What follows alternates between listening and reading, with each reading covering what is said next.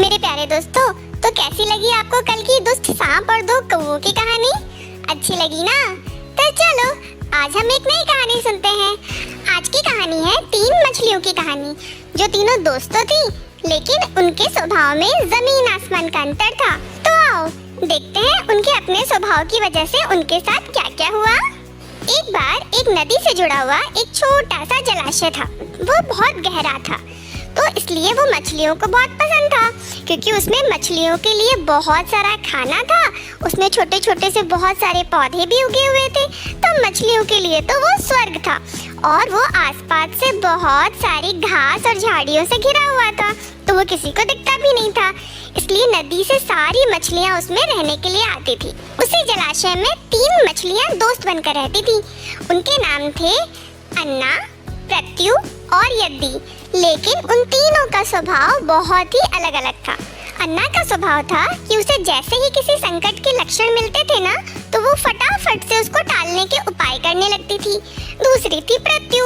प्रत्यु का कहना था कि जब संकट आएगा तभी उससे बचने का उपाय करेंगे, अभी से इतनी टेंशन लेकर क्या करना है। और तीसरी थी हमारी यद्दी, जिसका सोचना था कि जो होना है वो तो होगा ही, तो उसके लिए फालतू में क्यों चिंता लेनी है। जो किस्मत में लिखा होगा वो होकर ही रहेगा, उसे किसी भी उपाय से टाला या उससे बचा नहीं जा सकता। एक शाम को कुछ मछुआरे नदी से मछली पकड़कर घर जा रहे थे। वो सभी बहुत दुखी थे, क्योंकि उनके जाल में बहुत कम मछलियाँ फंसी थी, क्योंकि सारी मछलियाँ तो नदी से जलाशय में आ गई थी, जो दिखता भी नहीं था।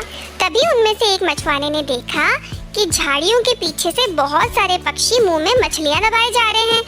तो उन्हें पता चल गया कि जरूर इस जलाशय में मछलियाँ हैं। वो लोग भागकर जलाशय के किनारे पर आए, तो देखते हैं कि वहाँ तो बहुत सारी मछलियाँ हैं और वो खुशी से नाच उठे। तो उनमें से एक मछुआरे ने कहा, अरे वाह, इस जलाशय में तो मछलियाँ भरी पड़ी है, हमें कैसे आज तक इसके बारे में पता नहीं चला। आज तो शाम हो गई है, लेकिन कल सुबह आकर हम यहाँ से ढेर सारी मछलियाँ पकड़ कर लेकर जाएंगे। ये बात उन तीनों दोस्त मछलियों ने सुन ली। तो उनमें से जो पहली मछली थी अन्ना, उसने कहा, साथियों तुमने मछुआरे की बात सुन ली ना, अब हमारा यहाँ रहना खतरे से खाली नहीं है। मैं तो अभी इस जलाशय को छोड़कर नहर के रास्ते से नदी में जा रही हूँ। उसके बाद मछुआरे यहाँ पर आए, जाल फेंके मेरी बला से, तब तक तो मैं नदी में जाकर मजे से सो रही होंगी, क्योंकि इसका स्वभाव था कि जैसे ही संकट का पता चले फटाफट उपाय करना चाहिए। दूसरी मछली प्रत्यु बोली, तुम्हें जाना है तो तुम जाओ, मैं तो नहीं आ रही। अभी खतरा आया कहाँ है जो इतना घबरा रही हो सकता है खतरा आए ही ना। हो सकता है मछुआरों का यहाँ आने का प्लान कैंसिल हो जाए, हो सकता है कल रात में चूहे ही उनका जाल कुतर दे, हो सकता है उनकी बस्ती में आग लग जाए, हो सकता है भूकंप आ जाए, हो सकता है सारा शहर ही खत्म हो जाए, हो सकता है रात में बहुत तेज बारिश हो जाए, हो सकता है सारा गांव बारिश में डूब जाए।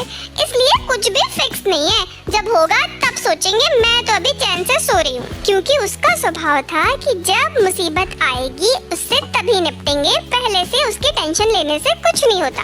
इस तरह अन्ना तो मुसीबत के आते ही वहाँ से चली गई। अब उस जलाशय में प्रत्यु और यद्दी बच गए। सुबह हुई तो मछुआरे अपना जाल लेकर आए और मछली पकड़ने लगे। प्रत्यु ने जब मुसीबत आते देखा, तो जैसा कि उसका स्वभाव था, उसकी बुद्धि बहुत तेजी से काम करने लगी।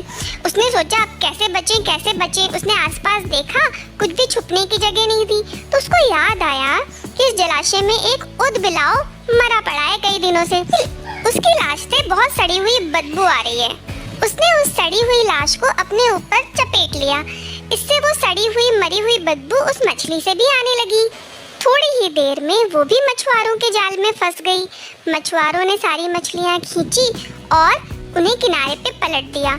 बाकी मछलियाँ तो तड़पने लगी, मगर प्रत्यु बिल्कुल सांस रोककर वहीं लेटी रही। मछुआरों ने जब सूंघा तो उसमें से मरी हुई सड़ी हुई बदबू आ रही थी, तो वो समझे कि ये मछली तो कई दिनों से मर गई है, तो उन्होंने उसको उठाकर वापस पानी में डाल दिया। इस तरह प्रत्यु संकट में फंसी तो मगर अपनी बुद्धि लगाकर वो उस मुसीबत से निकल गई। अब पता है दोस्तों, तीसरी मछली यद्दी का क्या हुआ था। यद्दी भी दूसरे मछुआरे के जाल में फंस गई थी। उसने उसे उठाकर एक टोकरे में डाल दिया और वो उसी टोकरे में तड़प तड़प कर मर गई। पता है क्यों? क्योंकि वो अपने भाग्य के भरोसे बैठी रही थी ना। लो, आज भी मेरा गुड लक कहानी सुनते सुनते सो गया। तो क्यों दोस्तों, हमने इस कहानी से क्या सीखा? हमने सीखा कि भाग्य भी उन्हीं का साथ देता है जो कर्म में विश्वास रखता है। इसीलिए कर्म को हमेशा पहले माना गया है। किस्मत भी उन्हीं का साथ देती है जो अपनी मदद खुद करते हैं, वरना तीसरी मछली यद्दी की तरह टोकरे में तड़प तड़प कर मर जाते हैं। तो प्यारे दोस्तों, अभी के लिए बाय बाय। कल फिर मिलूंगा एक और नई कहानी लेकर।